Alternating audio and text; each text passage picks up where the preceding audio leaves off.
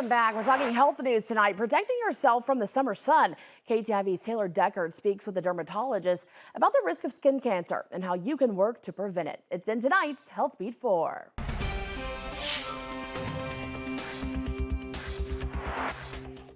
Lather up. It's something that we all forget to do from time to time, even myself. But researchers say if you aren't taking these precautions and you are getting sunburned, it can double your risk for skin cancer.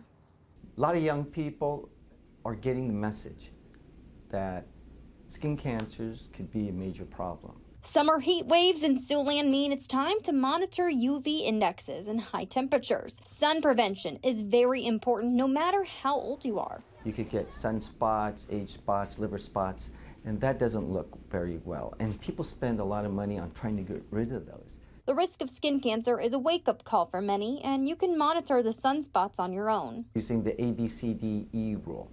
A for asymmetry, B for border, C for color, D for diameter, and E for evolving. If you cannot stay out of the sun between 10 a.m. and 4 p.m., you can take other preventive measures. Wear sunscreen, SPF 50, minimum SPF 30, but you have to use it.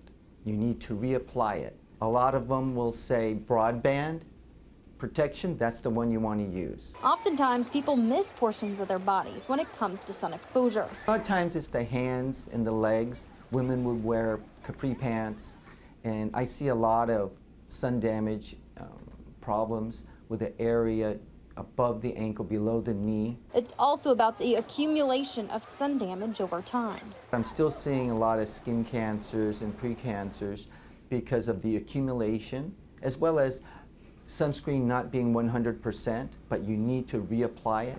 Usually they say 1 shot glass full for the entire body. For Healthbeat 4, Taylor Deckard, KTIV News 4.